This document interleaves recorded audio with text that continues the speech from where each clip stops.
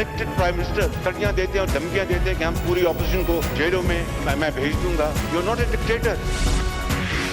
तुम तो सिर्फ कठपुतली हो, तुम्हारी तोरे तो कोई और हिला रहा है. जंग अभी जारी है, अभी हमें दायमी अमन की असल मंजिल पर पहुंचना है.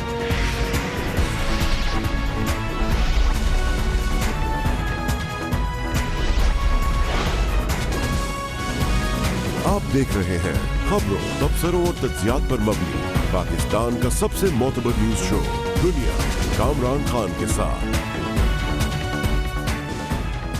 अस्सलाम वालेकुम, मैं हूँ कामरान खान. इख्तिताम हफ्ता कराची में एक चौंका देने वाली डेवलपमेंट हुई जब पुलिस ने पड़ोसी दोस्त मुल्क से दहशतगर्दी की तरबियत लेने वाले 5 मुबैना दहशतगर्दों को गिरफ्तार करने का दावा किया. इस गिरोह में शामिल थे कराची के एक मारूफ उर्दू अखबार के रिपोर्टर सैयद मतलूब हुसैन, इसके अलावा इमरान हैदर जैदी, वक़ार रज़ा, मोहम्मद अब्बास और सैयद मोतशिम. इनके खिलाफ फ़िरक़ा वाराना दहशतगर्दी के मुक़दमात दर्ज किए गए हैं और ये हर लिहाज से एक बहुत ही चौंका देने वाली डेवलपमेंट है. 5 मुलज़मान पर इल्ज़ाम लगा है कि उन्होंने पड़ोसी दोस्त मुल्क में जाकर एक से ज़ायद मरतबा पासदारान से हथियार चलाने और गोला बारूद के इस्तेमाल की अस्करी तरबियत ली. पुलिस के मुताबिक मुलज़मान ने इंटेलिजेंस इदारों की निगरानी से बचने, अपने टारगेट की मालूमात इकट्ठा करने और अपने टारगेट की रेकी करने की भी पड़ोसी मुल्क से तरबियत हासिल की है. पुलिस के मुताबिक इस गिरोह का सरगना इमरान हैदर 28 से ज़ायद अफराद की रेकी करने का इतराफ़ कर चुका है, जिनमें से 9 अफराद को निशाना भी बनाया गया है. पुलिस का दावा है कि मुलज़िम इमरान हैदर ने अखबार के रिपोर्टर मतलूब हुसैन समेत ग्रुप के दीगर अरकान को मीडिया से ताल्लुक़ रखने वाले अपने फ़िरक़े के अफराद की भर्ती और पड़ोसी मुल्क में तरबियत दिलाने की ज़िम्मेदारी भी दी थी. इस पूरे मामले पर बात करते हैं और इसके लिए हमने दावत दी है. हमें ज्वाइन कर रहे हैं जनाब आमिर फ़ारूकी, जो कि deputy inspector general police DIG हैं कराची के ईस्ट डिस्ट्रिक्ट के. बहुत बहुत शुक्रिया आमिर फ़ारूकी साहब. बताइएगा, तफसीलात दीजिए हमें कि ये जो ताज़ा तरीन गिरफ्तारियाँ हुई हैं, ये जो गैंग बस्ट किया है आपने, इसका बैकग्राउंड क्या है, हमें ज़रा बताइए इसके बारे में. इसमें कराची शहर के अंदर ये दिसंबर 25 को जब अली रज़ा आब्दी साहब का इंसिडेंट हुआ था जिसमें उनकी डेथ हुई थी, तो उसके बाद एक सीरीज़ ऑफ किलिंग्स स्टार्ट हुई थी जिसमें कुछ MQM के ऑफिसर्स पे अटैक्स हुए, कुछ उनके वहाँ पे कोई कॉर्नर मीटिंग्स थी उसके ऊपर हमले हुए, और उसी दौरान में फिर सेक्टेरियन इश्यूज़ भी प्रॉप अप होना शुरू हुए जिसमें कुछ पर्टिकुलर जमात के लोगों को टारगेट किया जाने लगा. कुछ लोग जो नमाज़ पढ़ के मस्जिद से निकल रहे थे उनको टारगेट किया गया. तो ये दोनों सिलसिले बन के एक टारगेट किलिंग का दोबारा सिलसिला शुरू हुआ, जिससे ऐसा ज़ाहिर हो रहा था कि कराची का जो अमन बहाल किया गया था काफ़ी मेहनत और मुश्किलों के बाद, कि उसको एक साजिश के तहत ख़राब किया जा रहा है. और उसमें उन्होंने पॉलिटिकल टारगेट किलिंग भी स्टार्ट की और उसमें सेक्टेरियन टारगेट किलिंग भी स्टार्ट की. तो उस पर तमाम लॉ इन्फोर्समेंट एजेंसीज़ ने फोकस किया और उसमें जो लोग फिर अरेस्ट हुए तो उससे इंडिकेट ये हुआ कि कुछ लोगों के जो कॉन्टैक्ट्स थे वो मुल्क से बाहर से थे. उसके अंदर कुछ लोग वहाँ MQM लंदन से लिंक में आ रहे थे और कुछ जो दूसरे सेक्टेरियन नेचर के क्राइम थे वो एक और ग्रुप था कि जो बाहर किसी एक नेबरिंग कंट्री से काम कर रहा था. तो कल की जो अरेस्ट है उसके पीछे भी रीज़न्स यही थी कि उसमें जो लोग थे उनको एक्सपोज किया जाए, उनको पब्लिक के सामने लेके आया जाए और बताया जाए कि ये किस किस्म के काम में इन्वॉल्व थे.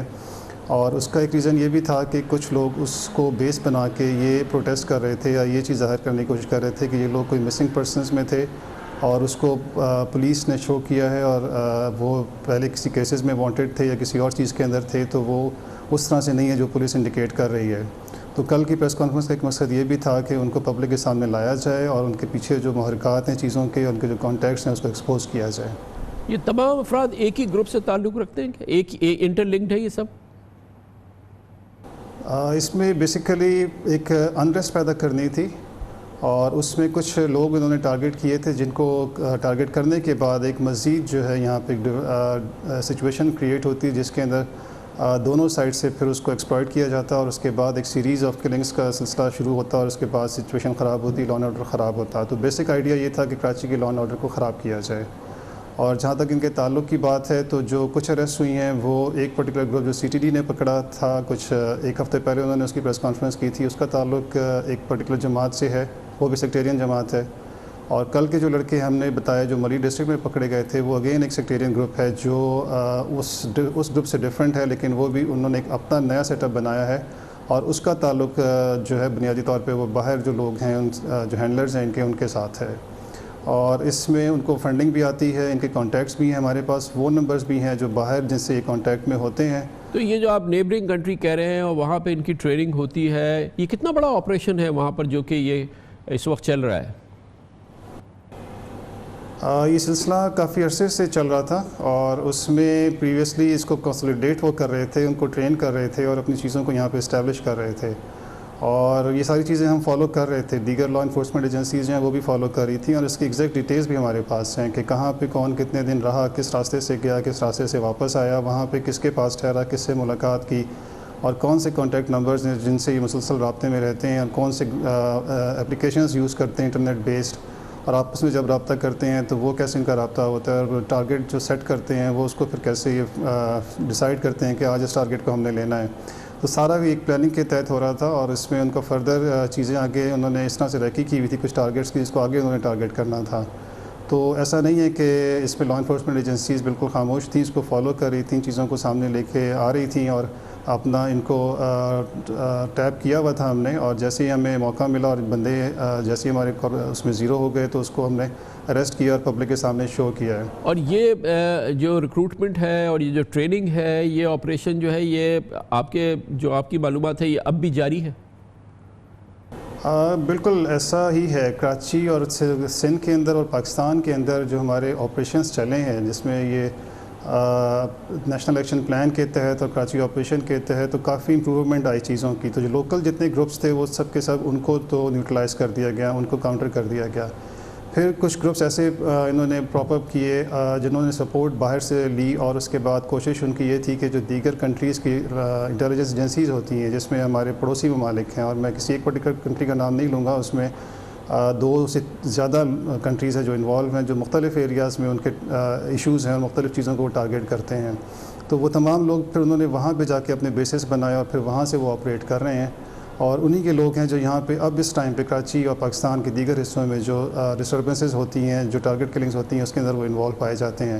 تو ان تمام لوگوں کے اوپر ہماری نظریں ہیں، لا انفورسمنٹ ایجنسیز کی نظریں ہیں، اور جیسے ہی ہمیں موقع ملتا ہے، چیزیں ہمارے ساتھ کلیئر ہوتی ہیں، کنفرم ہوتے ہیں، ہم تو اس آدمی کے اوپر، اس پرٹیکولر گروپ کے اوپر ہم ہاتھ ڈالتے ہیں۔ تو جو بھی چیز ہو رہی ہے، جو آپریشن ہو رہا ہے، اس کے پیچھے باقاعدہ ہمارا ایک گراؤنڈ ورک ہے اور ہماری کوآرڈینیشن ہے تمام ایجنسیز کے ساتھ، اور جو لوگ ہوتے ہیں وہ 100% چیز کے اندر انوالو ہیں۔ اور یہ بھی فرمائیے گا فاروقی صاحب کہ آپ نے کہا کہ پڑوسی ملک ہے اور 2 پڑوسی ملکوں سے زیادہ ملک ہے، یعنی کہ افغانستان اور بھارت کے علاوہ، کیا پاکستان نے اس ملک کے ساتھ یہ معاملہ باقاعدہ اٹھایا ہے اور یہ تمام ڈیٹیل جو آپ بتا رہے ہیں یہ اس ملک کے ساتھ شیئر کی ہیں؟ جی ڈیفینیٹلی ان کو انفارم کیا گیا ہے، اور ہمارے جو فارن آفس ہے ان کو بھی انفارم کیا گیا ہے، اور اپنے لیول پہ اس کو ٹیک اپ کر رہے ہیں وہ۔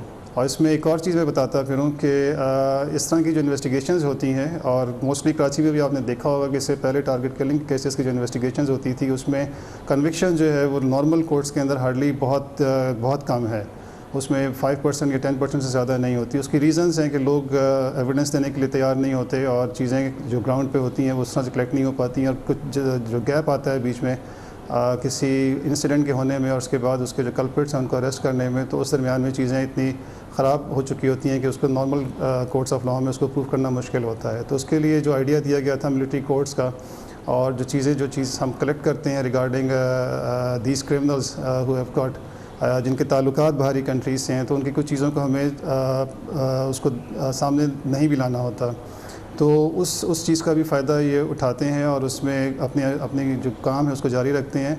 تو جب تک وہ ملٹری کورٹس چل رہی تھیں تو کافی ان کے اوپر ایک ڈیٹرنس تھا، اور چیزوں کو ہم وہاں پہ جب لے کے جاتے تھے تو وہاں پہ جب چیزیں ریکارڈ کے طور پہ پیش کی جاتی تھیں تو ان کی کنوکشن وہاں پہ زیادہ ہو رہی تھی وہ نارمل کورٹس کے حوالے سے۔ تو اس طرح کے جتنے بھی ایشوز دنیا بھر میں کہیں بھی ہوتے ہیں جہاں اس طرح کی ٹارگیٹ کلنگز ہوتی ہیں اور ٹیررزم ہوتی ہے، تو اس کے لیے نارمل کورٹ سے ہٹ کے ایک اسپیشل ٹرائل کورٹس بنائی جاتی ہیں تاکہ ان چیزوں کو وہاں پہ ٹرائل کیا جائے اور وہاں پہ چیزوں کو پروف کیا جائے، اور پھر ان کو ٹھیک ہے، بالکل ٹھیک ہے، بہت شکریہ جناب عامر فاروقی، DIG ایسٹ ہمارے ساتھ تھے، اور بہت ہی जैसे मैंने कहा चौंका देने वाली ये सारी डेवलपमेंट है।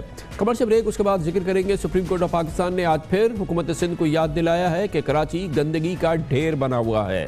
कराची में एक बार फिर तजावुज़ात खड़ी हो रही हैं। सुप्रीम कोर्ट ऑफ पाकिस्तान ने कराची में एक समाअत की है और आइंदा चंद दिन तक ये समाअत जारी रहेगी। इसके बारे में बात करते हैं छोटे से वक्फे के बाद। Welcome back. कुछ हफ्तों के वक्फे के बाद आज सुप्रीम कोर्ट ऑफ पाकिस्तान ने एक बार फिर हुकूमत सिंध को याद दिलाया कि कराची गंदगी का ढेर बना हुआ है। तजावुज़ात फिर से खड़ी हो रही हैं, ज़मीनों पर कब्जे शुरू कर दिए गए हैं और शहर के हॉस्पिटल लावारिस पड़े हैं। सिंध हुकूमत को ये याद दहानी आज सुप्रीम कोर्ट के सीनियर तरीन जज जनाब जस्टिस गुलजार अहमद की सरबराही में एक कराची की रजिस्ट्री में, सुप्रीम कोर्ट की रजिस्ट्री में एक केस के समाअत के दौरान कराई गई। जस्टिस गुलजार अहमद ने KMC और के इलेक्ट्रिक के दरमियान वाजिबात से मुताल्लिक केस की समाअत के दौरान कराची की हालत ज़ार पर सख्त बरहमी का इजहार किया और रिमार्क्स दिए कि मैं खुद एम्प्रेस मार्केट का जायज़ा लेकर आया हूँ। हर तरफ गंदगी फैली हुई है। आखिर इस शहर में हो क्या रहा है? हुकूमत के रिट कहाँ है? जस्टिस गुलजार अहमद ने KMC की कारकर्दगी पर सख्त रिमार्क्स दिए और कहा कि KMC के होने या ना होने से शहर को क्या फ़र्क पड़ता है, इस इदारे ने शहर के मफाद में कौन सा काम किया है। जस्टिस गुलजार अहमद ने कहा कि अब्बासी शहीद हॉस्पिटल की हालत ज़ार से वाकिफ़ हूँ। मरीज लावारिस और डॉक्टर्स AC में मज़े करते हैं।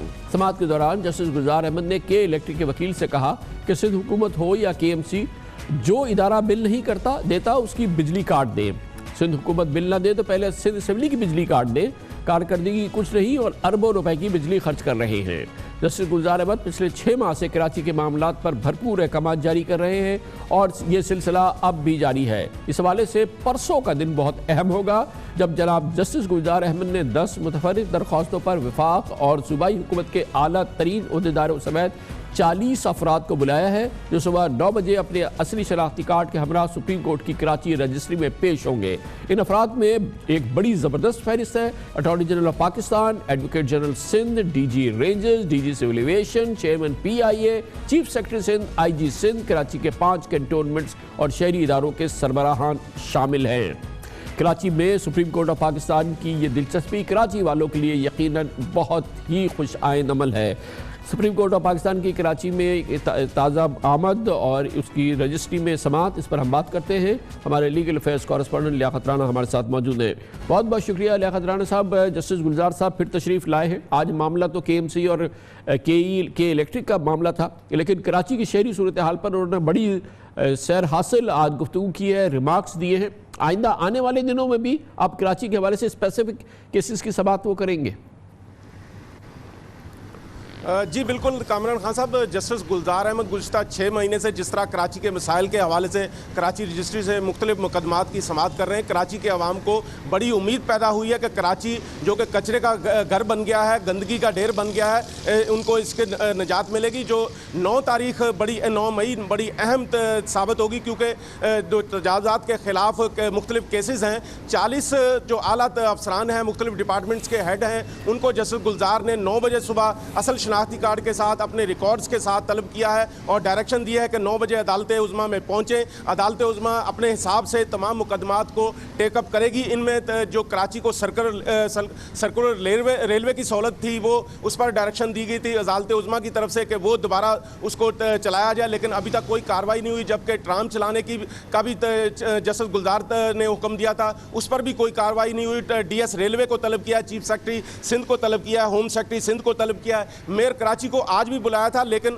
वो अदालत उज़्मा में नहीं पहुंचे। अब कल वो दोबारा पेश होंगे। 9 मई को भी उनको दोबारा तलब किया गया, क्योंकि कराची के हवाले से जब से एम्प्रेस मार्केट का जिक्र किया जस्टिस गुलजार ने कि वो 2 रोज़ पहले जब वहाँ गए हैं, तो अभी भी कब्ज़ा माफिया का वहाँ का काफ़ी जगह पे कब्ज़ा है, गंदगी के ढेर हैं और तजावुज़ात कायम की गई हैं। सूरत हाल बेहतर होनी चाहिए, लेकिन सूरत हाल बेहतर होती हुई नज़र नहीं आ रही, जिसका जस्टिस गुलजार बार बार नोटिस ले रहे हैं और मुतल्लिका इदारों को उनका सरजनिश भी करते हैं, उनके सरबराहों को।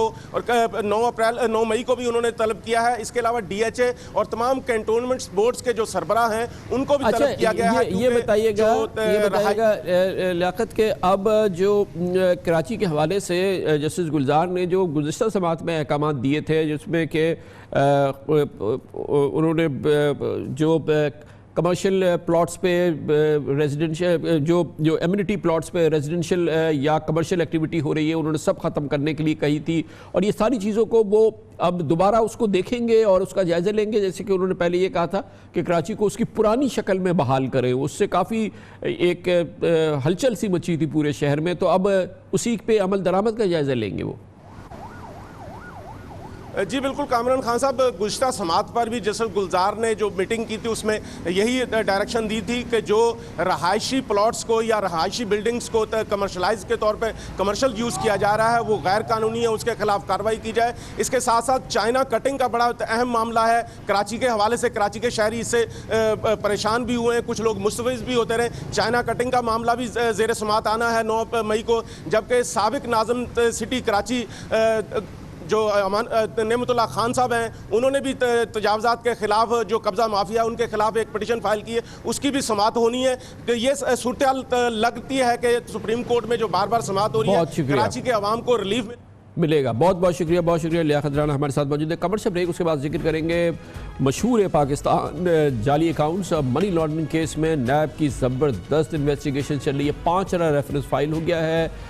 اے جی مجید اس ریفرنس کے بھی مرکزی کردار ہیں، اور اس ریفرنس میں جناب آصف علی زرداری سے بھی پوچھ گچھ ہوگی. انہیں نیب نے پرسوں طلب کر لیا ہے. اس کے بارے میں بات کرتے ہیں چھوٹے سے وقفے کے بعد.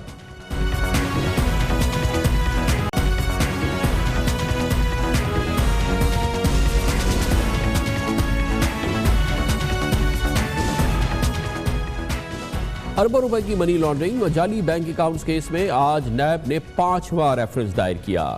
اس کیس کی اہمیت یہ ہے کہ اس میں جناب آصف علی زرداری کو بھی پوچھ گچھ کا سامنا کرنا پڑے گا. انہیں طلب کیا گیا ہے، اور کرپشن کے اس معاملے کا مرکزی کردار بھی ایک بار پھر بتایا گیا ہے کہ او جی گروپ کا اے جی مجید ہے، جبکہ جعلی بینک اکاؤنٹس میں مزید 27 ریفرنسز پہ کام ہو رہا ہے.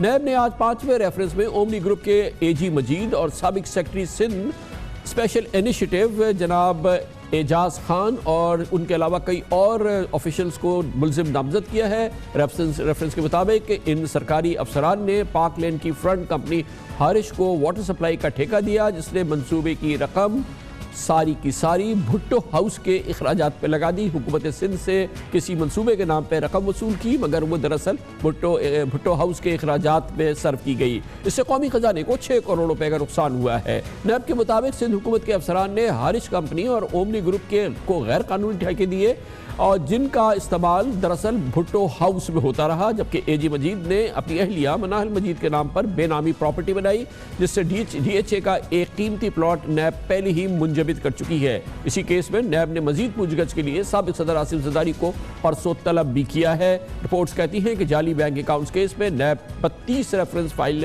پہ کام کر رہا ہے، اور جن میں 5 ریفرنس دائر کیے جا چکے ہیں. نیب کے مطابق منی لانڈرنگ کے اس اسکینڈل میں 22 انکوائریز ہو رہی ہیں اور 6 انویسٹیگیشنز جاری ہیں.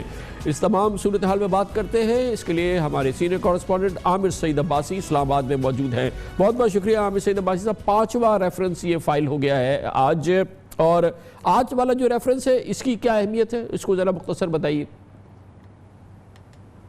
جی کامران صاحب، جو ہارش کمپنی ہے اس کو ٹھیکے دیے گئے اسپیشل انیشیٹو جو ڈپارٹمنٹ ہے سندھ گورنمنٹ کا، اس کے جو افسران تھے ان کی مبینہ ملی بھگت سے، جس سے قومی خزانے کو 60 کروڑ روپے کا نقصان پہنچایا گیا. اور یہ جو رقم تھی جو کمپنی کو جو واٹر سپلائی کے اور مختلف ٹھیکے دینے کے لیے بنایا گیا تھا، یہ ٹھیکہ دیا گیا تھا، یہ ساری رقوم بھٹو ہاؤس جو لڑکانہ ہے وہاں پر تزئین و آرائش اور وہاں کے جو معاملات چلانے کے لیے یہ جو اکاؤنٹس تھے وہ بھی فیک اکاؤنٹس تھے، ان کے ذریعے ساری رقوم ٹرانسفر ہوتی تھی جو سندھ گورنمنٹ سے اس کمپنی کو ملتے تھے، اور اس کے بعد یہ جعلی اکاؤنٹس میں ٹرانسفر ہوتے تھے، جن کے ذریعے بھٹو ہاؤس کے جو تمام تزئین و آرائش تھی وہ کی جاتی تھی. اور پھر اے جی مجید جو ہیں، جو عبدالغنی مجید ہیں، ان کی جو اہلیہ ہیں ان کے نام پر پھر بے نامی پراپرٹی بنائی گئی اسی رقوم کے ذریعے. اور وہ جو ڈی ایچ اے کے پوش علاقہ ہے وہاں پر ہے وہ نیب نے منجمد کر دی ہے. اور اس کیس میں نہ صرف عبدالغنی مجید کو ملزم نامزد کیا گیا ہے اور سندھ گورنمنٹ کے آفیسرز ہیں، بلکہ ان کی اہلیہ کو بھی اس میں ملزم نامزد کر دیا گیا ہے، اور ان سمیت 23 ملزمان ہیں جن کو نامزد کیا گیا ہے. اور ریفرنس یہ 5واں ریفرنس ہے جعلی اکاؤنٹس کیس کا، جس کا انٹرم ریفرنس ہے. کیونکہ جو ہمارے آصف زرداری صاحب کو کیوں بلایا ہے نیب نے پوچھ گچھ کے لیے پرسوں جو نیب میں بلایا گیا ہے؟ کامران صاحب ابھی تک نیب کی طرف سے جو 4 ریفرنسز دائر کیے گئے ہیں، 5واں جو ریفرنس تھا وہ ایف آئی اے کی طرف سے بینکنگ کوڈ کراچی میں جو داخل کیا گیا تھا وہ شفٹ ہوا تھا، اس میں آصف زرداری ملزم ہے۔ جو باقی 4 کیسز ہیں ان میں ابھی تک آصف علی زرداری کو براہ راست ملزم اس لیے نامزد نہیں کیا گیا کیونکہ اس میں جو گرفتار ملزمان ہیں ان کے بیانات سامنے آ رہے ہیں، وہ وعدہ معاف گواہ بن رہے ہیں، نئی ایویڈنس آ رہی ہے۔ انٹرم ریفرنس میں آصف زرداری کو ملزم نہیں بنایا گیا، اسی مقصد کے لیے اب انہیں ان کیسز کی کیونکہ آن گوئنگ انکوائری اور انویسٹیگیشن ہے، اور اب آنے والے مرحلے میں جو ضمنی ریفرنسز آئیں گے اس میں ہمارے ذرائع بتاتے ہیں کہ آصف علی زرداری ملزم نامزد ہوں گے کیونکہ ان کے خلاف بہت سے ایسے ملزمان ہیں جو وعدہ معاف گواہ بن رہے ہیں، اور وعدہ معاف گواہ بننے کے بعد وہ آصف علی زرداری کو مورد الزام ٹھہرا رہے ہیں بہت سی کک بیکس کے حوالے سے، لہٰذا انٹرم ریفرنسز میں آصف زرداری کو ملزم نامزد نہیں کیا گیا، لیکن اس میں نیب نے اپنے ریفرنسز میں یہ لکھا ہے کہ ہم انکوائری جاری رکھے ہوئے ہیں، انویسٹیگیشن جاری ہے، اور کسی بھی سٹیج کے اوپر ہم ضمنی ریفرنس دائر کریں گے اور نئے ملزم بھی اس میں سامنے آ سکتے ہیں۔ یہی وجہ ہے کہ آصف زرداری کو ان ریفرنسز میں جس میں وہ ریفرنس دائر ہو چکے ہیں اب طلب کیا جا رہا ہے۔ اب اس کے علاوہ 22 اور کیسز ہیں جن کی تحقیقات جو ہے وہ نیب کر رہی ہے، کوئی انکوائری لیول پہ ہیں، کوئی انویسٹیگیشن لیول پہ ہیں، ان کی کیا کیفیت ہے اور کب تک آپ کو لگتا ہے کہ یہ مزید ریفرنسز آئندہ چند ہفتوں میں دائر ہوں گے یا چند مہینوں میں دائر ہوں گے؟ کامران صاحب بہت تیزی سے رائپ اپ ہو رہے ہیں کیسز، اور جیسے جیسے کیسز میں گرفتاریاں ہو رہی ہیں اور ملزمان کے بیانات قلم بند ہو رہے ہیں، ان کی جسمانی ریمانڈ ہوتے ہیں، اس کے بعد ان کے خلاف ریفرنس تیار کر کے احتساب عدالت میں دائر کر دیا جاتا ہے۔ مجموعی طور پر جعلی اکاؤنٹس کیس میں اب تک 32 کیسز کو شارٹ لسٹ کیا گیا ہے جن کے اوپر باقاعدہ نیب نے کام کر لیا ہے، اور اب ان 32 کے 32 کو احتساب عدالت میں دائر کر دیا جائے گا۔ پہلے مرحلے میں جو 4 ریفرنسز تھے وہ دائر ہوئے تھے، اب آج جو ہے وہ 5واں ریفرنس بھی دائر ہوا ہے۔ مزید 5 انویسٹیگیشن سٹیج پر ہیں جس میں پاک لین کمپنی کا کیس ہے، بلٹ پروف گاڑیوں کا ہے، اور توشہ خانہ سے جو تحائف اور گاڑیاں حاصل کی آصف علی زرداری نے وہ انویسٹیگیشن سٹیج پر ہیں 5 کیسز۔ 22 کیسز ایسے ہیں جو انکوائری سٹیج کے اوپر ہیں جس میں جو اوپر 225 کا کیس ہے، اس کے علاوہ نوری آباد پاور پلانٹ کا کیس ہے، ٹھٹھا شوگر مل کا کیس ہے، دادو شوگر مل کا کیس ہے، اور اس کے علاوہ دیگر بھی جو کیسز ہیں جوائنٹ وینچرز کے کیسز ہیں جو مختلف واٹر سپلائی کی اور مختلف ترقیاتی کاموں کے ٹھیکے سندھ گورنمنٹ کی طرف سے دیے گئے ہیں۔ ان تمام کیسز میں جو انکوائری ہے وہ جاری رکھی ہوئی ہے، اور اس وقت نیب نے جو مختلف جو ٹھیکیدار تھے اب ان کو بھی طلب کرنے کا فیصلہ کیا ہے، اور ان کے بھی بیانات قلم بند ہوں گے، ان کی جو ٹرانزیکشنز ہیں اس کا ریکارڈ۔ بہت شکریہ عامر سعید عباسی ہمارے ساتھ تھے۔ کمرشل بریک، آپ نیوز ہیڈ لائن دیکھ لیں جس کے بعد ہم اپنے پروگرام کے باقی حصے کے ساتھ واپس آتے ہیں۔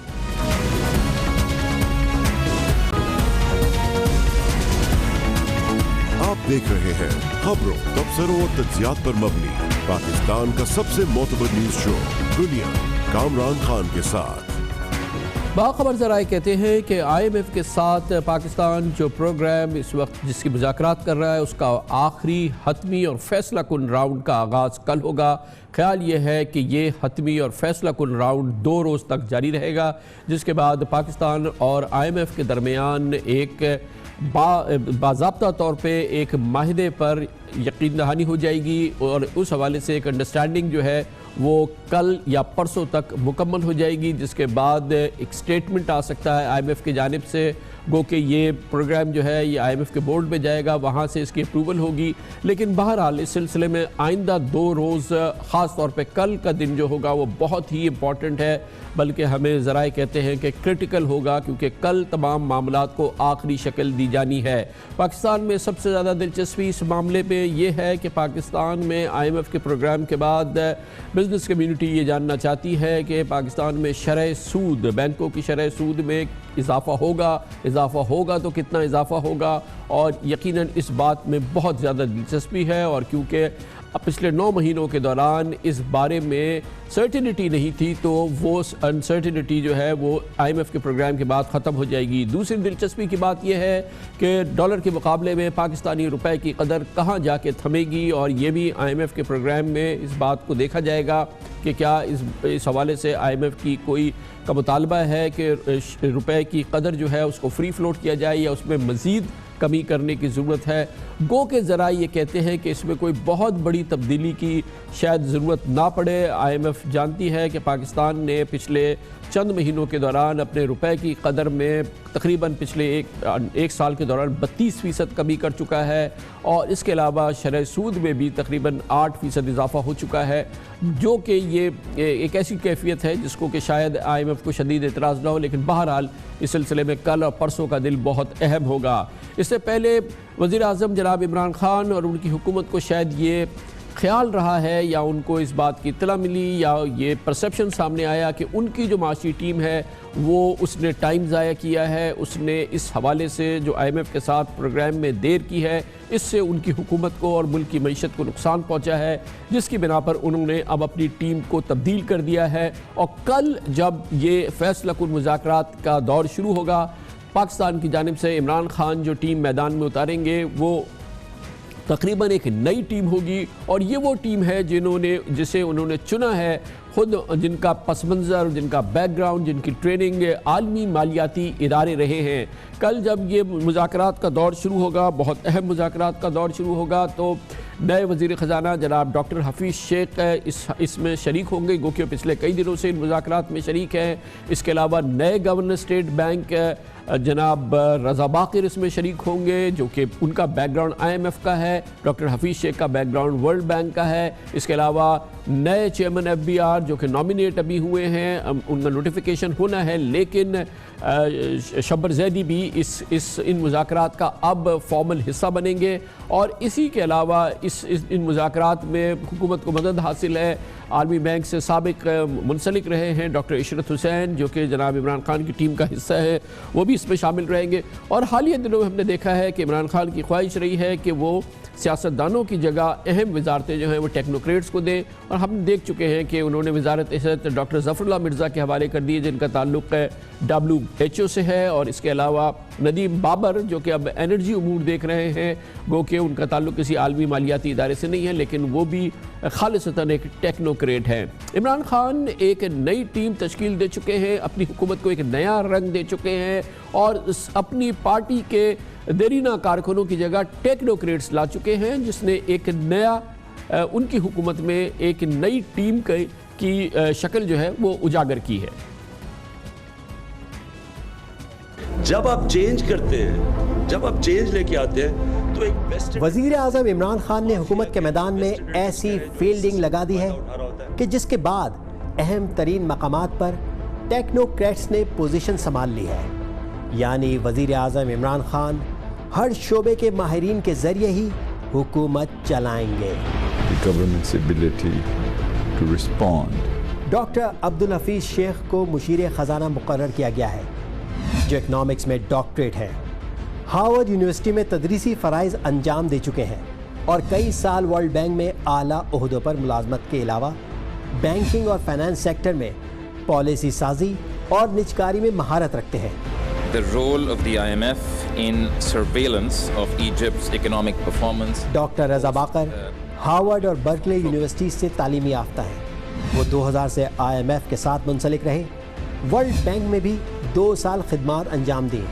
گورنر اسٹیٹ بینک بننے سے پہلے مصر میں IMF کے سربراہ تھے۔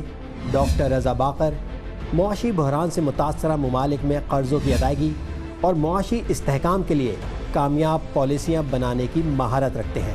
Pakistan total tax collection is 4000 billion rupees.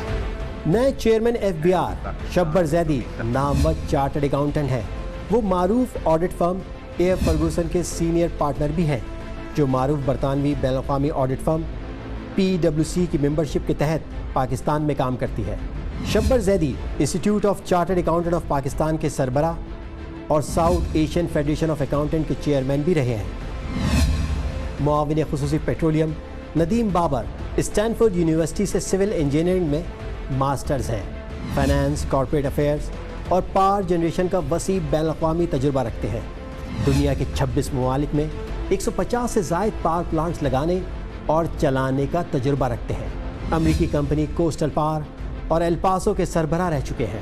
The challenge for this government, myself, I will focus only from the investment side. سرمایہ کاری بورڈ کے chairman Haroon Sharif London school of economics اور امریکہ کی ہوائی یونیورسٹی سے اعلیٰ تعلیمی یافتہ ہیں، ورلڈ بینک کے ریجنل گروپ برائے جنوب اور وسطی ایشیا کے مشیر رہ چکے ہیں۔ برطانیہ میں معاشی ترقی کے ادارے کی 10 سال سربراہی کر چکے ہیں، جبکہ سیکیورٹی ایکسچینج کمیشن کے ایگزیکٹو ڈائریکٹر بھی رہ چکے ہیں۔ Health should be seen now as a part of macroeconomic policy in health. معاون خصوصی صحت doctor Zafar Allah Mirza London school of medicine سے تعلیمی یافتہ ہیں۔ اقوام متحدہ کے صحت پروگرام کی اہم ذمہ داریاں ادا کرنے کے ساتھ وہ عالمی ادارے صحت کے ہیلتھ ڈیولپمنٹ ڈویژن کے ڈائریکٹر رہ چکے ہیں۔ یہ تو عمران خان کی پوری ٹیکنوکریٹس کی ٹیم ہے، لیکن وہ ٹیکنوکریٹس جن کا تعلق معیشت سے ہے، اس ٹیم کا امتحان کل ہوگا، اور کل بڑا کلیدی میں نے آپ کو بتایا راؤنڈ ہوگا IMF کے ساتھ، جس کے بعد پاکستان اور IMF کے درمیان خیال یہی ہے کہ ایک معاہدہ ہو جائے گا، لیکن یہ معاہدہ پاکستان کے لیے، پاکستان اور پاکستانیوں کے لیے معاون ثابت ہو، اس حکومت کے لیے بہتر ثابت ہو، یہ دیکھنا ضروری ہے، کیونکہ مشکلات تو ضرور آئیں گی، مگر یہ کتنی مشکلات ہوتی ہیں یہ کل اور پرسوں کے مذاکرات میں طے ہوگا۔ ان تمام امور پہ بات کرتے ہیں۔ عمران خان کی نئی ٹیم، عالمی مالیاتی اداروں سے چنے ہوئے مانے جانے چہروں کی ٹیم، اس پر بات کرنے کے لیے ہم نے دعوت دی ہے۔ ہمیں جوائن کر رہے ہیں، ممتاز صحافی ہیں اور بزنس اور اکنامک افیئرس کو بہت اچھی طرح سے جانتے ہیں۔ ہمارے ساتھ ہیں جناب علی خضر، جو کہ ریسرچ ڈپارٹمنٹ بزنس ریکارڈر کو ہیڈ کرتے ہیں، اور ہمارے ساتھ نیو یارک سے جوائن کر رہے ہیں فاروق ترمذی، جو کہ پاکستان ٹوڈے سے منسلک بزنس میگزین دی پروفٹ کو ایڈٹ کرتے ہیں، اس کے ایڈیٹر ہیں۔ بہت شکریہ آپ دونوں حضرات کا، آپ نے ہمیں جوائن کیا ہے۔ علی خضر صاحب، آپ بتائیے گا، ہمیں بتایا گیا ہے کہ کل ہے فائنل راؤنڈ IMF کے ساتھ، اور یہ عمران خان کی سمجھیے کہ نئی ٹیم ہے جو کہ اس فائنل راؤنڈ کے اندر ہوگی۔ ڈاکٹر حفیظ شیخ، رضا باقر، شاید شبر زیدی صاحب بھی ہوں، اور ظاہر ہے ڈاکٹر عشرت حسین کی ان کو معاونت حاصل ہے۔ یقیناً یہ ٹیم ایسی ہے جو کہ IMF کے لیے ایک زیادہ ان کو بہتر ماحول لگے، اور حکومت پاکستان کو شاید بہتر اس میں گراؤنڈ مل سکے ان لوگوں کے ساتھ۔ کیا ہم یہ سوچ سکتے ہیں یہ ٹیم عمران خان کے لیے، ان کی حکومت کے لیے بہتر پرفارم کرے گی؟ جی کامران بھائی، بالکل آپ نے درست فرمایا، نئی ٹیم ہے اور یہ بڑا ٹف میچ ہے اور رمضان ہے، تو یہ 92 ورلڈ کپ یاد آ گیا۔ اب دیکھیں پرفارمنس کیسی ہوتی ہے یہاں پہ۔ اب پرابلم یہ تھا کہ جی ملٹی نیشنل انسٹیٹیوشن سے ڈیلنگ کرنے کے لیے ہمارے پاس پولیٹیکل جو کلاس میں اتنے لوگ نہیں تھے، تو وہ ویکیوم کریٹ ہو گیا تھا اس سے۔ اور دوسرا ایک اور بات کی جاتی تھی کہ ہمارے ہاں جو اکانومسٹ ہیں وہ بہت پرانے اور وہ 30 سال سے چل رہے ہیں، وہ اب تھوڑی عمر کے بھی زیادہ ہو گئے ہیں، ان کی انرجیز بھی کم ہیں اور ان کے آئیڈیاز بھی فریش نہیں ہیں۔ تو اس طرح سے ہمیں کچھ نئے چہرے چاہیے تھے جو کہ تو تھوڑے ینگ ہو، وائبرنٹ ہو، نئے آئیڈیاز کے ساتھ ہو، تو اس میں ایک ہم نیا چہرہ لے کے آئے۔ اب جب نیا چہرہ آتا ہے تو لوگوں میں کچھ اس کے بارے میں خدشات آتے ہیں کہ کون ہے، کیسا ہے۔ اب یہ ڈاکٹر باقر صاحب جو ہیں، ان کا پروفائل بڑا اچھا ہے، اور لیکن ان کے اوپر ایک دوسری سائڈ سے یہ آتا ہے کہ چونکہ ایجپٹ سے آئے ہیں، اور ایجپٹ کے اندر IMF کا ایک جو ابھی بڑا پروگرام گیا ہے اور اس میں بڑی کنٹروورسی رہی ہے۔ کچھ لوگ کہتے ہیں کہ بڑا اچھا پروگرام ہے، اسٹیبلٹی آئی ہے، کچھ لوگ کہتے ہیں کہ اس پروگرام کے اندر جو ہے وہ مسئلے زیادہ آئے ہیں۔ تو اگر ہم ایجپٹ کو پاکستان سے کمپیئر کریں اور دیکھیں، اگر IMF ایجپٹ والی کنڈیشن لائے گا تو ہمارے لیے مشکل آئے گی۔ آپ نے جیسے کہا کہ ابھی شروع میں کہ ایکسچینج ریٹ کے اوپر ابھی یہ کہا، ذرائع آپ کے کہہ رہے ہیں کہ یہ موو نہیں کرے گا، فی الحال تو نہیں کرے گا، لیکن کل کو اگر آپ اس کو فلیکسیبل ایکسچینج ریٹ کے اوپر لے آتے ہیں اور نیٹ انٹرنیشنل ریزروز NIR کے کوارٹرلی ٹارگٹس رکھ دیتے ہیں کس طرح کے اسٹیف، تو اس کو میٹ کرنے کے لیے آپ کو مارکیٹ سے ڈالر خریدنا پڑے گا۔ جب وہ ڈالر خریدنے جائیں گے نہیں ملے گا تو اس کی قیمت اوپر جائے گی۔ تو کیا کرنسی اس کی وجہ سے اوپر جائے گی؟ تو اس میں بھی دیکھنے کی بات ہے۔ اگر ایجپٹ کو دیکھیں تو ایجپٹ کی کرنسی جب ایک دن ہے جو کہ ظاہر ہے کہ پچھلے کئی ہفتوں سے بڑے ایکٹیو بات چیت ہو رہی ہے، اور اسد عمر صاحب اس کو کافی حد تک فائنل فیز تک لے آئے تھے، اور اب ظاہر ہے کہ یہ آخری راؤنڈ ہے، اس کو ہم دیکھیں گے کہ کیا ہوگا۔ فاروق ترمذی صاحب، آپ یہ بتائیے گا کہ آپ نیو یارک میں ہیں اور ظاہر ہے کہ سیٹ آف کیپٹل ورلڈ ہے، اب ساری دنیا وہاں پہ ہے، یہ فرمائیے گا کہ اب یہ جو چہرے آئے ہیں پاکستان میں، نئی جو معاشی ٹیم بنی ہے، جس میں ایک طرف تو ڈاکٹر حفیظ شیخ ہے، پھر یہ رضا باقر صاحب ہیں، پھر ابھی شبر زیدی صاحب ہیں، اس کے علاوہ ڈاکٹر عشرت حسین ہیں، یہ وہ چہرے ہیں، یہ وہ نام ہیں جو کہ ملٹی لیٹرل جو انسٹیٹیوشنز ہیں، عالمی مالیاتی ادارے ہیں، ان کے لیے بڑے مانوس ہیں۔ تو اور جب یہ لوگ ہوتے ہیں اور ان کو ظاہر ہے کہ وہاں کے ماحول کا اور وہاں کے پرسیپشنز کا پتہ ہوتا ہے، تو یہ معاون ثابت ہوتے ہیں۔ اگر ہم اس جگہ سے دیکھیں جہاں آپ موجود ہیں یا واشنگٹن سے، وہاں پہ وہ فیل کریں گے کہ یہ بہتر ٹیم ہے جس کے ساتھ وہ مذاکرات کرنے کے لیے جا رہے ہیں، ان کے لیے ان سے ڈیل کرنا زیادہ آسان ہوگا. اس سے میرا مطلب یہ نہیں ہے کہ یہ لوگ خدا نہ خواستہ کوئی وہ چیزیں کریں گے جو کہ ان مالیاتی اداروں کے لیے بہتر ہوگی اور اپنے ملک کے لیے بہتر نہیں کریں گے، لیکن is it a friendly team اور اس سے بہتری نہیں آئے گی؟ تو کامران صاحب ضرور آئے گی، اس طرح لحاظ سے کہ ان کی مہارت اور ان کی دانشمندی پر تو مطلب عالمی مالیاتی اداروں کو کوئی شک نہیں ہے. تو مطلب حفیظ شیخ صاحب سے تو مثال کے طور پر وہ پہلے بھی بات کر چکے ہیں اور ان کو جانتے ہیں. اس کے علاوہ باقر صاحب سے تو خیر مطلب کافی مانوس رہ چکے ہیں کیونکہ وہ IMF کے خود ملازم رہ چکے ہیں. تو اس لحاظ سے تو مسئلہ نہیں ہونا چاہیے، لیکن یہ کہ اصل میں بات یہ آتی ہے کہ جناب یہ اپنی طرف سے تو بہترین کوشش کریں گے کہ پاکستان کے لیے بہترین ڈیل لے کر جائیں، لیکن آخری وقت میں وزیر اعظم صاحب کو جو ہے وہ اس ڈیل کو منظور کرنا ہوگا.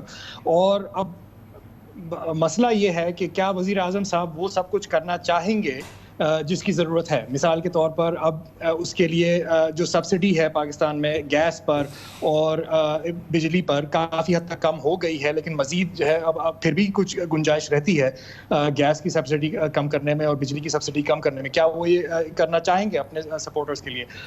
تو یہ اصل میں مسئلے جو ہیں وہ مہارت سے نہیں، وہ سیاسی جرأت سے زیادہ تعلق رکھتے ہیں. تو بات دیکھنے کی یہ ہے کہ وزیر اعظم صاحب نے جو یہ ٹیم چنی ہے کیا ان پہ وہ خود بھروسہ کرنے کے لیے تیار ہیں یا نہیں.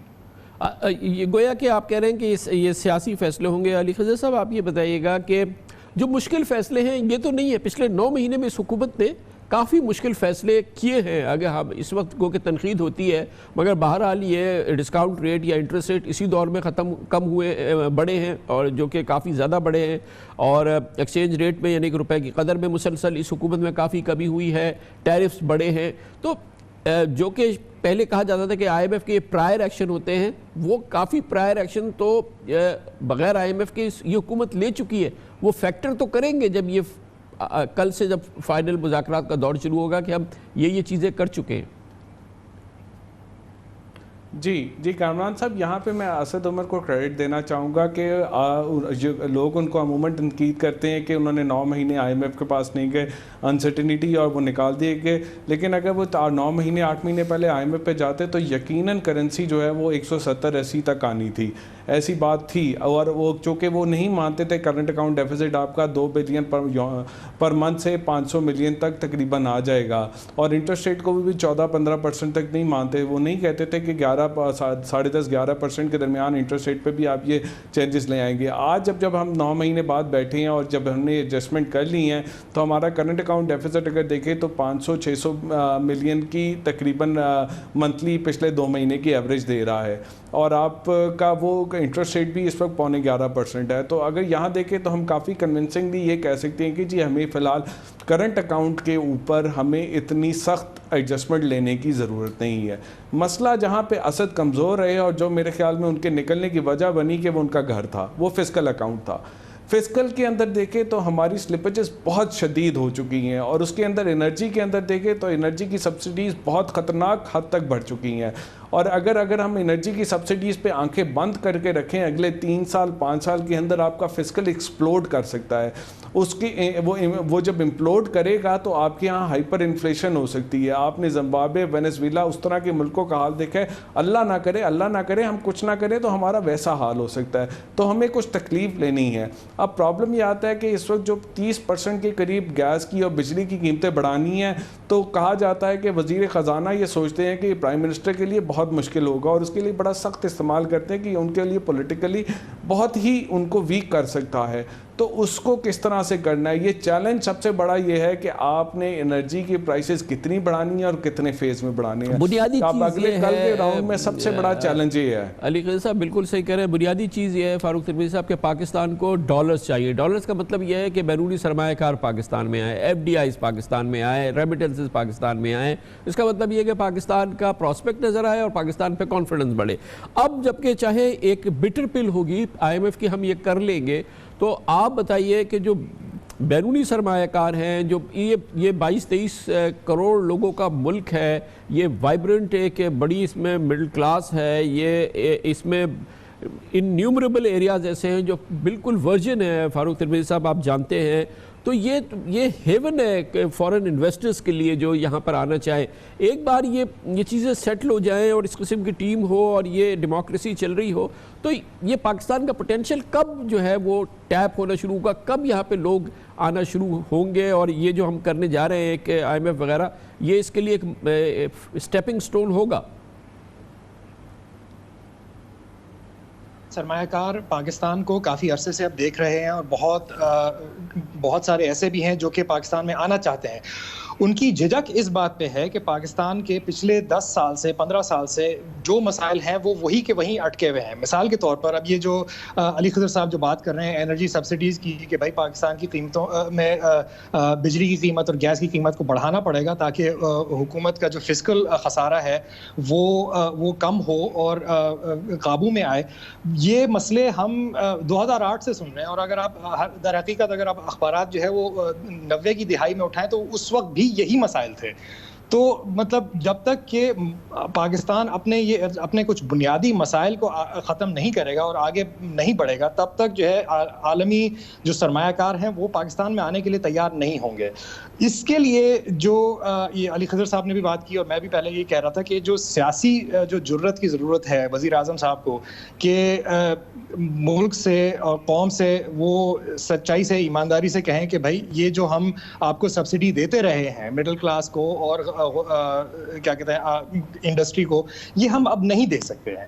ہماری معیشت کے لیے یہ بہت مہنگا پڑ رہا ہے اور اس کی وجہ سے ہمارے پاس سرمایہ کاری نہیں آ رہی ہے جس کی وجہ سے ہماری جو ہے وہ معیشت جو ہے آگے بڑھ نہیں رہی ہے. تو جب تک ہم اپنے بنیادی مسائل کو حل نہیں کر پائیں گے تب تک مطلب ٹیم آپ کوئی بھی لے آئیں، وزیر اعظم آپ کوئی بھی لے آئیں، جمہوریت جتنے بھی عرصے چلتی رہے، اگر بنیادی مسئلے ہم یہ نہیں دکھا سکتے دنیا کو کہ ہم اپنے مسئلے خود حل کر سکتے ہیں تب تک معاملہ یہی چلتا رہے. مگر قاضی صاحب یہ تو کر لیں، مگر اس کا مطلب کیا ہے کہ اس سے ہماری کاسٹ آف ڈوئنگ بزنس بڑھ جائے گی، ہمارا جو عام پاکستانی ہے اس کی مٹھی سکڑ جائے گی، ہمارا جو بزنس کی ایکسپینشن ہے وہ تو ہونے کو کیا سوال ہے، وہ بری طرح سے ڈپریشیٹ کرے گا، ہماری گروتھ زمین پہ جائے گی. تو وہ بھی ہم کر لیں گے لیکن اس کے اثرات جو ہے وہ کم از کم وقتی جو ہے وہ بڑے نیگیٹو ہوں گے اور کسی سیاسی حکومت کے لیے آپ نے شاید ورڈ استعمال نہیں کیا، کچھ لوگ سمجھتے ہیں سوسائڈل ہوں گے. جی میں وہ ویک کی جگہ سوسائڈل کا ورڈ تھا انہوں نے یوز کیا بٹ میں نے وہ یوز نہیں کیا. بہرحال آپ ٹھیک کہہ رہے ہیں. دیکھیے پرابلم ہے کامران بھائی اس میں کہ آپ اگر یہ کریں گے تو ایجپٹ میں جس طرح ہم نے دیکھا کہ ایجپٹ میں انہوں نے ایڈجسٹمنٹ لی، وہ ایڈجسٹمنٹ نہ لیتے تو ایجپٹ میں بھی کچھ سالوں میں ہائپر انفلیشن آ سکتی تھی. لیکن ایجپٹ میں اس ایڈجسٹمنٹ کے بعد 3 سال میں ان کی پاورٹی جو ہے وہ 27% سے لے کے تقریباً 53 پہ آ گئی، اور ورلڈ بینک کہتا ہے کہ کچھ شہروں میں 60% اربن پاورٹی آ گئی ہے. تو اب عالمی اداروں کو IMF کے بورڈ کو یہ بھی دیکھنا چاہیے کہ ایجپٹ کے ایکسپیرینس سے سیکھنا چاہیے کہ ہم ایک ملک کے اندر سٹیبلٹی لانا چاہتے ہیں لیکن ادھر کے اندر غریب کو مارنا بھی نہیں چاہتے. تو اگر یہ 3 سال کا پروگرام ہے تو کیا اس کو 5 سال پہ لے جائیں، کیا ان ایڈجسٹمنٹ کو فیز ان کر لیں. تو ہمیں یہ ایڈجسٹمنٹس تو لینی ہے ان کو ذرا لیکن آہستہ آہستہ لیں. اور دوسری بات یہ ہے کہ پاکستان کے اندر انرجی کے اندر ہمیں وہ اگر ہم دیکھیں پرائیویٹائزیشن کے اوپر جائیں تو ڈسکوز کی پرائیویٹائزیشن کریں، انرجی کے اندر جو ہم ہیں اس کے اندر جدت لائیں، اس میں ڈیجیٹل ایج کے اندر ہم بیٹھے ہیں اور یہاں سے نیچے جو ہے ہم وہ ریٹیل مارکیٹ ایک پوری بنا دیں تو وہ ایک اگر ڈسرپشن لائے تو اگلے 5-7 سال میں انرجی کے مسئلے حل بھی ہو سکتے ہیں. اور پھر پرابلم یہ ہے کہ ہم نے بہت سارے تھوڑا سا میں یہ ٹاپک جو ایک اور جو نئی تبدیلی کی ہے عمران خان صاحب نے اپنی ٹیم میں شبر زیدی صاحب کو کل وہ انہوں نے اعلان کیا کہ وہ انکلوڈ کریں گے، ان کا نوٹیفیکیشن ہوگا. ظاہر ہے کہ ان کی ایک بڑی پہچان ہے، بڑا ایکسپیرینس ہے اور آبویسلی بڑے انوویٹیو آئیڈیاز ہیں، ویژن ہے. اور جس پاکستانی سے بھی جس کا کہ بزنس سے ٹریڈ سے اور ہم جیسے میڈیا کے لوگوں سے تعلق ہے وہ سمجھتے ہیں کہ یہ بہت زبردست میجر لیا ہے. اور پھر اس سے پاکستان میں جو گروتھ کی جو چانسز ہے یعنی کہ جو ٹیکس نیٹ ہے اس کے بڑھنے کے چانسز ہیں، یہ بھی ایک بڑی ایک پازیٹیو چیز ہے نا جس کو کہ اگر وہ میٹیریلائز ہوتی ہے تو اگلے فسکل میں اس کے فائدے نظر آ سکتے ہیں ہمیں. جی بالکل. اب دیکھیں نا, دوسرا پرابلم ایک انرجی کا پرابلم ہے, دوسرا پرابلم FBR ٹیکسیشن کا ہے. تو پاکستان کے بنیادی دو مسئلے ہیں اس وقت, جو اس وقت IMF کے ساتھ آپ نے بیٹھ کے جس پہ ڈیل کرنا ہے کہ جی آپ نے ٹیکس کتنا بڑھانا ہے اور اپنی انرجی سبسڈیز کو کتنا کم کرنا ہے. اگر ہم ٹیکس بہت زیادہ بڑھا لیتے تو انرجی سبسڈیز کو ہم کم کرنے پہ بھی بات کر سکتے ہیں. اگر ہم ٹیکس نہیں کم بڑھاتے تو انرجی سبسڈیز بالکل ختم کرنی ہوگی. اب جیسے ٹیکس ایگزمپشنز ہیں وہ تقریباً پچھلے بجٹ میں 540 بلین کی وہ کہتے تھے, اس وقت جو مارکیٹ میں بات ہو رہی ہے 700 بلین کی ہو رہی ہے. اس میں کہہ رہے ہیں کہ 350 بلین اس سال کر دیں, 350 بلین اگلے سال کر دیں. پھر آپ نے کو 1.4% آف GDP کے تقریباً آپ نے 600 بلین کے آپ نے نئے ٹیکسز لانے ہیں. پھر 0.3% آف GDP تقریباً آپ نے وہ ٹیکنالوجی اور دوسری چیزوں سے کرنا ہے. تو آپ اگر پورا دیکھیں تو 1000 سے 1500 وہ جو بلین کے درمیان آپ نے نئے ٹیکسز لانے ہیں, بہت بڑا چیلنج ہے. اور جب آپ یہ ایگزمپشنز ختم کریں گے تو اس سے بھی ایک انفلیشن آئے گی, اس سے بھی اکانومی تھوڑی سکڑے گی. انرجی پرائسز بڑھائیں گے, اس سے بھی اکانومی تھوڑی سکڑے گی, پاورٹی بڑھے گی. لیکن میرے خیال میں ہمیں ٹیکسیشن کو بڑھانا چاہیے, ہمیں جو لوگ ٹیکس نیٹ میں نہیں آتے انہیں لانا چاہیے. اب دوسرا پرابلم, شبر بہت اچھے آدمی ہیں اور ہم بہت اچھے سمجھتے ہیں, میں آپ دلی طرح ان کو جانتے ہیں, بٹ آپ کو پتہ ہے FBR کے اندر جو 22ویں گریڈ کے افسر ہیں وہ نہیں چاہیں گے کہ ان کی عہدیداری ختم ہو. اور وہ شبر کے خلاف آپ کو پتہ ہے کہ وہ ابھی کیس کرنے جا رہے ہیں, جب ابھی نوٹیفیکیشن بھی نہیں آئی کہ یہ تو پرائم منسٹر کا کام ہے, پروسیس نہیں ہوا. یہ تو پرائم منسٹر کا کام ہے کہ اگر وہ پرائیویٹ سیکٹر سے کسی کو لائے ہیں اور انسسٹ کر کے لائے اور زبردستی آلموسٹ لے کر آئے ہیں, تو اب یہ جو FBR نے اگر کچھ ڈیلیور کرنا ہوتا تو یہ اس سال 400 بلین کا شارٹ فال, اور پھر جو FBR کے حوالے سے کسی بھی بزنس مین سے, کسی بھی کاروباری آدمی سے, کسی سے بھی پوچھ لیں, وہ آپ کو سب کو پتہ ہے کہ کیا پرفارمنس رہی ہے. اور ظاہر ہے کہ out of the box solution کے بغیر کام نہیں بنے گا. فاروق ترمذی صاحب آپ بتا دیجئے ایک مختصراً کہ پاکستان اٹریکٹیو لگے باہر سے سرمایہ کاروں کو, انویسٹرز کو, تو وہ پاکستان کیسا ہوگا, وہ جو شارٹ ٹرم میں اگر ہم اس کو ڈیلیور کرنا چاہیں فارن انویسٹر کو, تو ہمیں کیا کرنا ہوگا؟ دیکھیے اس معاملے میں اس بات پہ تھوڑا سا آپٹیمسٹک میں اس لیے ہوں کہ حفیظ شیخ صاحب کو جو ہے جو فائنانس منسٹر لگایا گیا ہے, دیکھیں ان کا ریکارڈ جو ہے مشرف دور میں پرائیویٹائزیشن کا تھا. اگر وہ اس دور میں عمران خان صاحب کی وزارت عظمیٰ کے دوران انرجی سیکٹر کی پرائیویٹائزیشن شروع کر سکتے ہیں, بالخصوص جس طرح سے کہ الیکٹرک میں کی پرائیویٹائزیشن ہوئی, اس کی وجہ سے کراچی کے کافی سارے انڈسٹریل علاقوں میں لوڈ شیڈنگ بہت کم ہو گئی, کچھ علاقوں میں تو کافی عرصے تک ختم بھی ہو گئی تھی. اگر یہی چیز لاہور اور فیصل آباد میں کی جائے اور لاہور شہر اور فیصل آباد شہر کے اندر لوڈ شیڈنگ ختم ہو جائے, تو وہ پھر پاکستان کی معیشت جس طرح سے آپ کو اس کی گروتھ نظر آئے گی, وہ پھر اس کی وجہ سے انٹرنیشنل انویسٹرز ضرور آئیں گے پاکستان میں. تو امید یہ کی جا سکتی ہے کہ کچھ تھوڑی سی پرائیویٹائزیشن ہو, تھوڑی سی فسکل ایڈجسٹمنٹ ہو. علی خضر صاحب صحیح کہہ رہے ہیں کہ کچھ تو تکلیف ہوگی, لیکن وہ تکلیف عارضی ہے. بہت بہت شکریہ. فاروق ترمذی نیو یارک سے ہمارے ساتھ تھے, پروفٹ میگزین کے ایڈیٹر ہیں. علی خضر بزنس ریکارڈر میگزین کے ہیڈ آف ریسرچ ہمارے ساتھ تھے. کمرشل بریک کے بعد واپس آتے تو ہم آپ کو بتائیں گے جناب نواز شریف ایک قافلے کی صورت میں کوٹ لکھپت جیل جا رہے ہیں. ان کی صاحبزادی مریم نواز ہیں اور ان کے بھتیجے حمزہ شہباز ان کے ساتھ ہیں. ایک قافلہ بھی ان کے ساتھ ہے مگر کوئی بہت بڑا نہیں ہے. اسی ایونٹ کے ساتھ مریم نواز شریف کی ایکٹیو پالیٹکس میں طویل عرصے کے بعد واپسی بھی ہوئی ہے. اس کی بات کرتے ہیں چھوٹے سے وقفے کے بعد.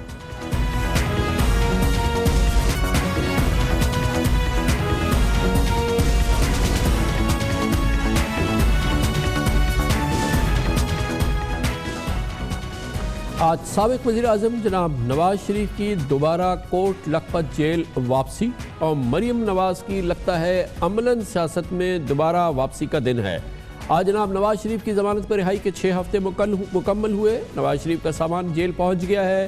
جیل حکام شریف خاندان کے آبائی گھر جاتی عمرہ پہنچے, لیکن نواز شریف جلوس کی شکل میں کوٹ لکھپت جیل جا کر گرفتاری دیں گے اور اس وقت ان کا جلوس لاہور کی رنگ روڈ یا اس کے اگلے علاقے سے گزر رہا ہے.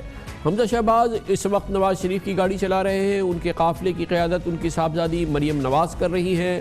پچھلے ہفتے سے ہم نے دیکھا کہ مریم نواز ایک طویل عرصے کے بعد سوشل میڈیا پر بھرپور انداز میں واپس آئی ہیں اور اب وہ نواز شریف کی نااہلی کے بعد اور الیکشن سے پہلے اپنے مخصوص بیانیے کی ترجمانی کرتی نظر آ رہی ہیں. کئی مہینے سیاست کے حوالے سے انہوں نے مکمل خاموشی برقرار رکھی تھی, لیکن جناب نواز شریف کی سپریم کورٹ آف پاکستان میں ضمانت میں مسترد ہونے کے بعد لگتا یہ ہے کہ جناب نواز شریف ان سے قریبی لوگ اور خاص طور پر مریم نواز دوبارہ سیاست میں انہوں نے متحرک ہونے کا فیصلہ کیا ہے۔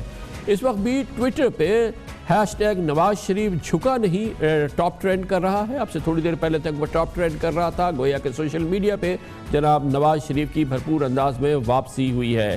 مریم نواز نے ٹویٹ کی ہے کہ جتنا کٹھن فیصلہ ایک باپ کا بیٹی کا ہاتھ تھامے جیل جانے کا تھا، اتنا ہی کٹھن فیصلہ ایک بیٹی کا اپنے محبوب والد کو جیل چھوڑ کر آنے کا ہے، مگر میں جاؤں گی کیونکہ مقصد قومی ہے اور باپ بیٹی کے رشتوں سے کہیں زیادہ ہے۔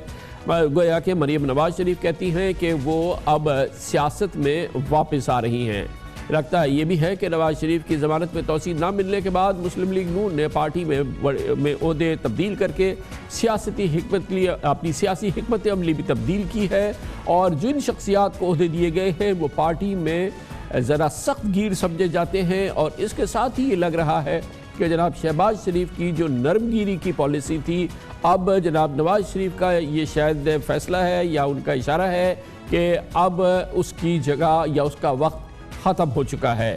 مریم نواز اور حمزہ شہباز ان 16 نائب صدور میں شامل ہیں جو کہ جن کا اناؤنسمنٹ اب سے چند روز قبل ہوا ہے۔ اہم بات یہ ہے کہ شاہد خاقان عباسی، سعد رفیق، پرویز رشید، مشاہد اللہ خان جیسے جو مخصوص بیانیے والے یعنی کہ سخت گیر بیانے والے لوگ ہیں، ان کو مرکزی عہدے اب دیے گئے ہیں۔ گویا کہ پاکستان مسلم لیگ نون سمجھتی ہے کہ اب وقت آ گیا ہے، پی ٹی آئی کی حکومت دباؤ میں ہے، عمران خان دباؤ میں ہے، جناب نواز شریف کو کوئی عدالتی کنسیشن نہیں مل رہا، اس لیے اب اسے سیاست میں متحرک ہونا ہے اور ایک سخت گیر اور ایک بھرپور اپوزیشن کا کردار ادا کرنا ہے۔ اس سلسلے میں آج پہلا یہ دن ہے، قافلہ تو نکلا جاتی عمرہ سے، لیکن ابتدائی اطلاعات کے مطابق رمضان کے ان دنوں میں افطار کے بعد اس پورے ماحول میں یقیناً یہ کوئی بہت بڑے قافلے کی گنجائش نہیں تھی، اس لیے یہ ایک بہرحال لوگوں کا ایک قافلہ ضرور چل رہا ہے، لیکن یہ کوئی بہت بڑا سیاسی سٹیٹمنٹ نہیں ہے۔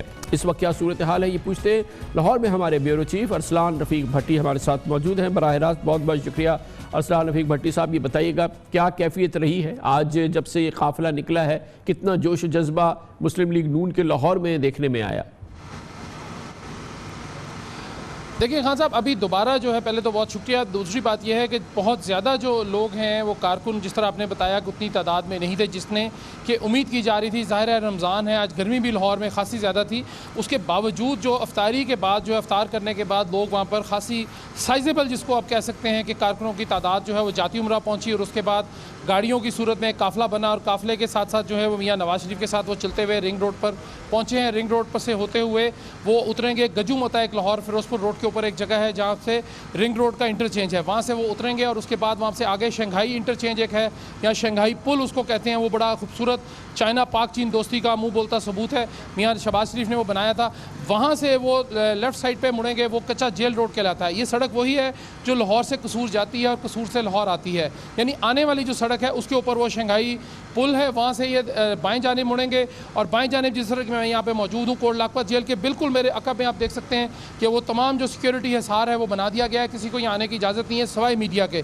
اسی سڑک سے یہاں سے ادھر سے یہ گزر کر میاں نواز شریف سابق وزیر اعظم جو ہیں واپس جیل میں جائیں گے، اور امید خان صاحب یہی کی جا رہی ہے کہ تقریباً 1 سے 1.5 گھنٹہ مزید درکار ہوگا، یعنی 12 بجے سے پہلے وہ کسی بھی طرح جو ہے انہوں نے جیل مینول کے مطابق جو ہے وہ اندر جانا ہے۔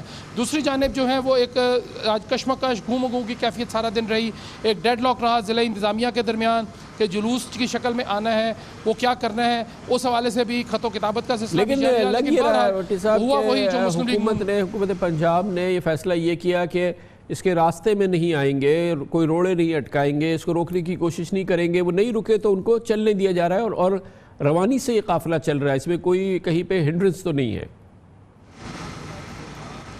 جی نہیں خان صاحب، بالکل بھی نہیں ہے۔ یہ ایک اچھا اقدام تھا حکومت پنجاب کی جانب سے کہ انہوں نے کسی قسم کا کوئی روڑا نہیں اٹکایا، کوئی رخنہ نہیں ڈالا، اور انہوں نے کہا کہ جی ہم نے افطار کے بعد چل رہا ہے۔ وہاں پہ ان کو سیکیورٹی جاتی عمرہ کے بعد میں نے خود دیکھی کہ اچھی خاصی بھاری تعداد میں پولیس بھی موجود تھی، ایلیٹ فورس کی گاڑیاں بھی تھیں، اور وہ جو انٹیلیجنس والے تھے وہ بھی وہاں پہ موجود تھے، تمام لوگ وہاں پہ اپنی اپنی ڈیوٹیاں سر انجام دے رہے تھے، اور باقاعدہ ان کو پولیس کی ایلیٹ کی جو گاڑی تھی، ایلیٹ پولیس فورس کی، وہ آگے اور پیچھے ایک ایک ملی ہے، سابق وزیر اعظم بھی ہیں، اور اس کے بعد ظاہر ہے ہائی پروفائل پریزنر بھی بھی ہیں, تو اس حوالے سے کوئی ایسا مسئلہ نہیں ہوا. اور اس کے باوجود پولیس نے ٹریفک کی روانی کو جو ہے اسی طرح جاری رکھے ہوئے ہیں. لاہور میں کوئی ٹریفک کا انہوں نے جام نہیں ہونے دیا, اور اسی طرح قافلہ جو ہے وہ رواں دواں ہے اپنی منزل جہاں پہ اس وقت میں موجود ہوں, کوٹ لکھپت جیل کی جانب. یہ بہت اچھا اقدام. بہت بہت شکریہ. افسران رفیق بھٹی ہمارے ساتھ تھے. کمرشل بریک, اس کے بعد جائزہ لیں گے جناب نواز شریف کی کوٹ لکھپت جیل میں واپسی, مریم نواز شریف کی شاید عملی سیاست میں واپسی, اور پاکستان مسلم لیگ نون کی سخت گیر سیاست میں واپسی. کیا واقعی سب کچھ ایسے ہی ہوگا؟ اس پر ہم ایک بڑا سیر حاصل تجزیہ کریں گے ایک چھوٹے سے وقفے کے بعد.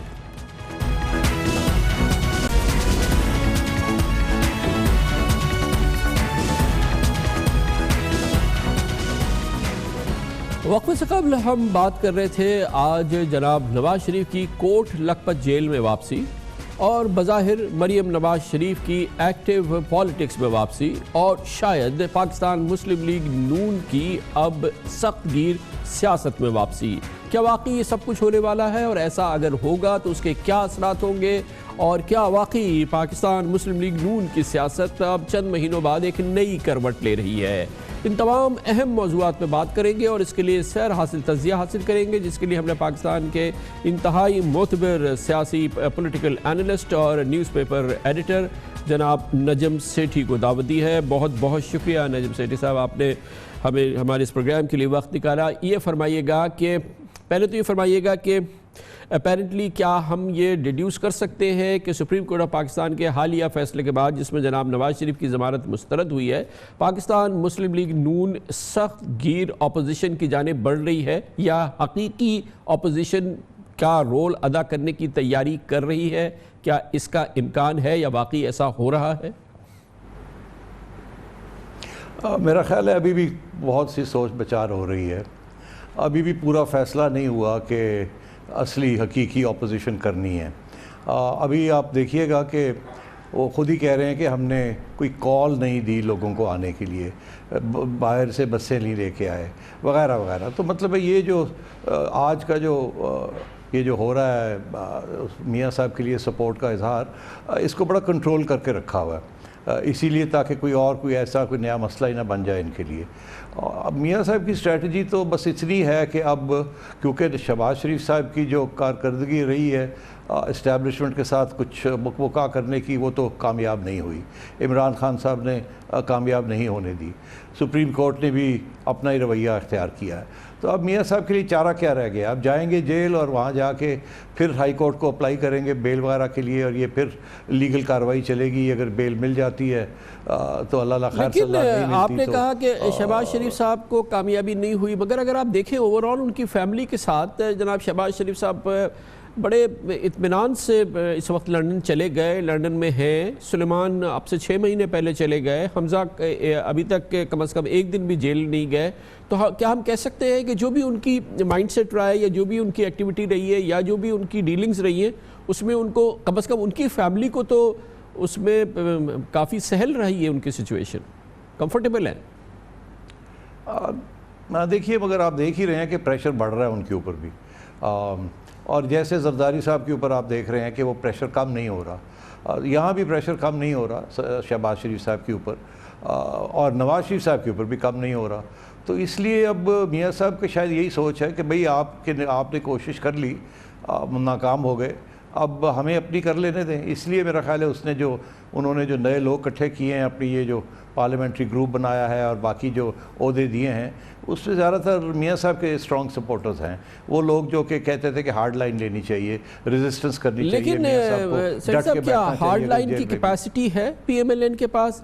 ول ہے, وگر ہے, اور یہ گرمیاں ہیں, اور یہ سب اس پورے ماحول کو کہیں سوٹ کرتی ہے یہ ہارڈ لائن؟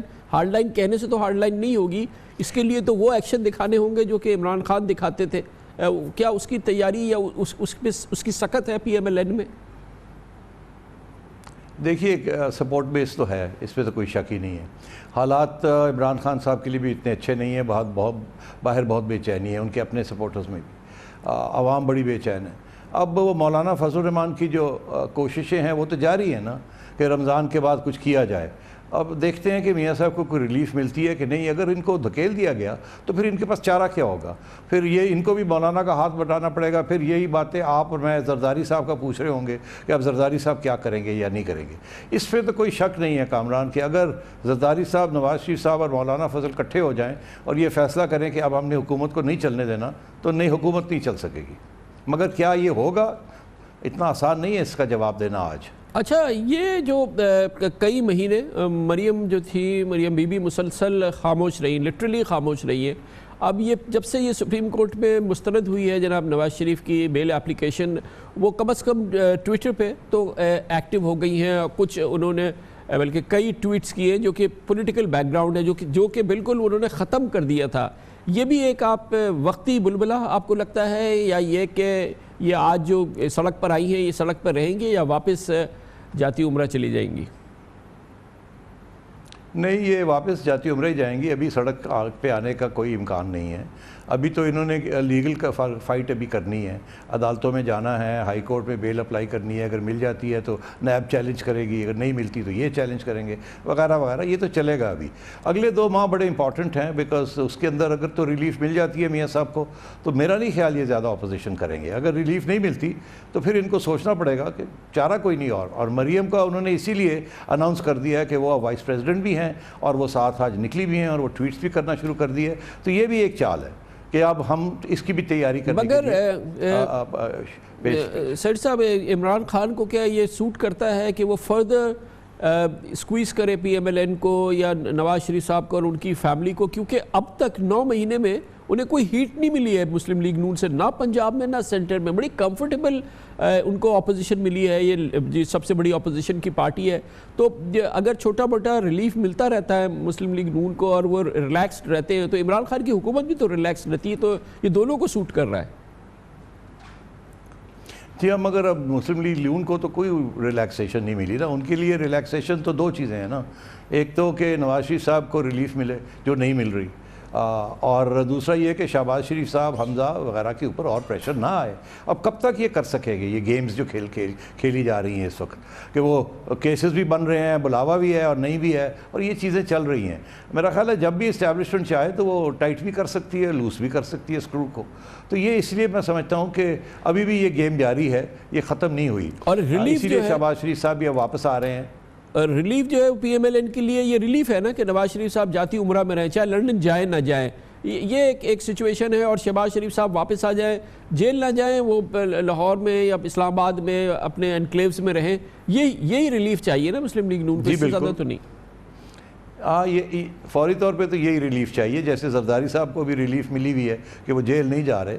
اگر شہباز شریف صاحب بھی جیل نہیں جاتے اور نواز شریف صاحب کو بھی بیلیں مل جاتی ہیں تو پھر ریلیف ہے. بالکل صحیح کہہ رہے ہیں. مگر اگر میاں صاحب کو نہیں ملتی تو پھر کیا ہوگا؟ لیکن چانسز تو ہے نا سیٹ صاحب، بہرحال ایک فیئر چانس ہے کہ ابھی وہ اسلام آباد ہائی کورٹ جائیں. ان کا ریزنیبل میڈیکل بیک گراؤنڈ ہے اور سپریم کورٹ نے پہلے ایک بار ان کو اس سلسلے میں کنسیشن دی ہے.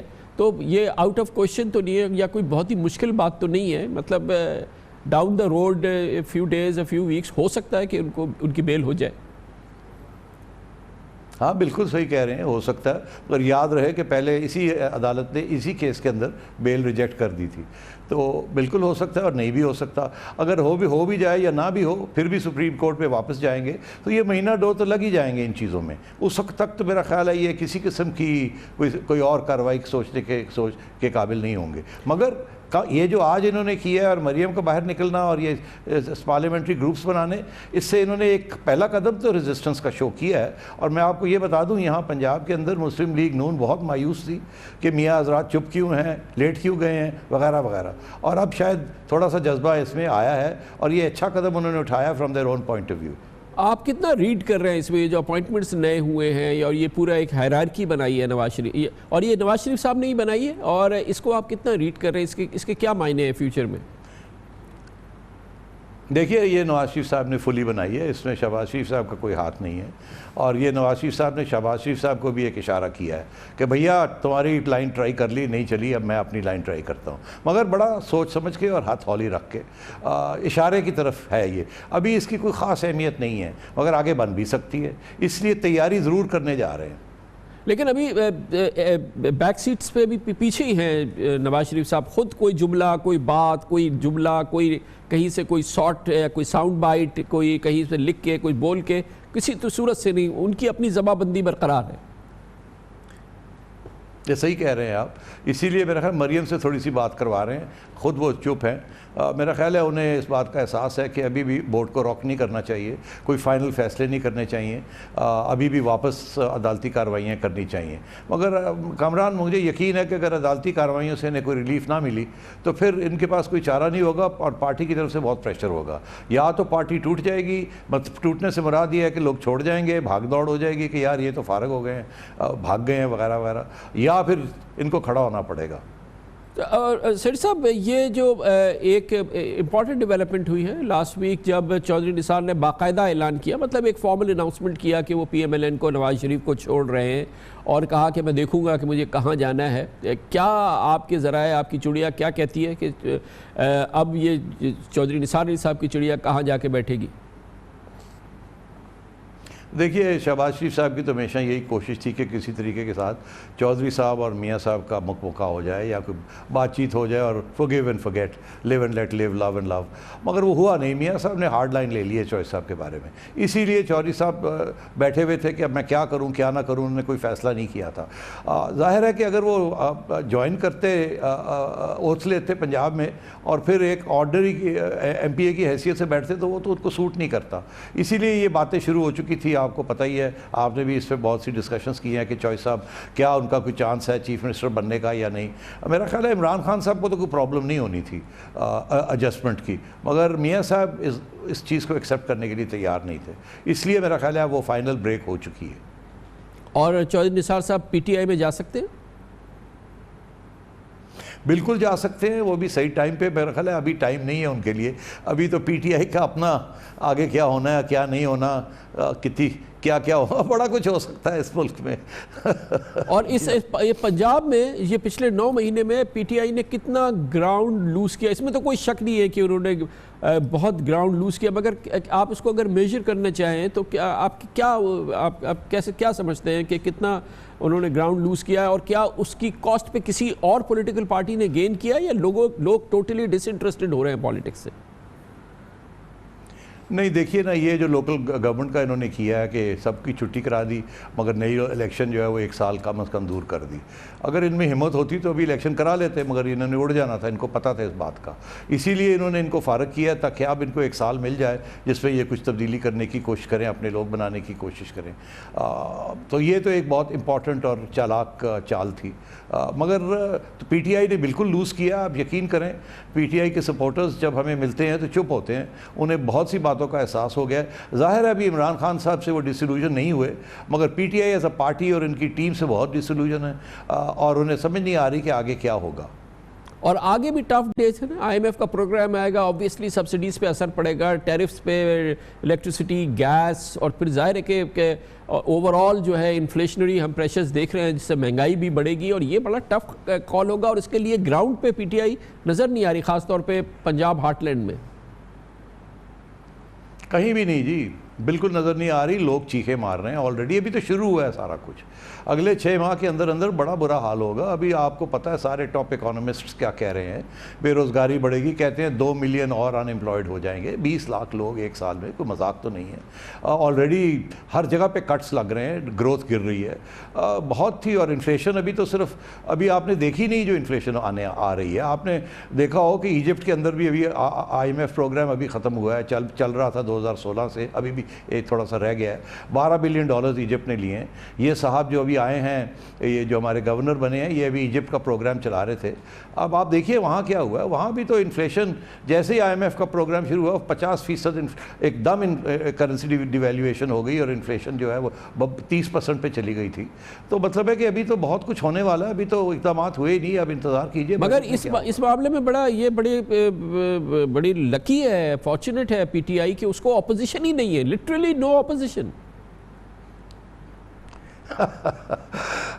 If you have friends in powerful places, how can they be opposition?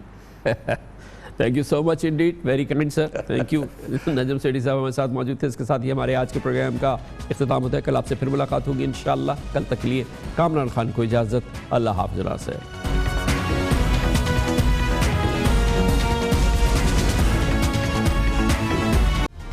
Hi, it's Sayyeda Shanaz here. Thank you for watching Dunya News. For more videos and updates, don't forget to click the subscribe button. Keep watching Dunya News.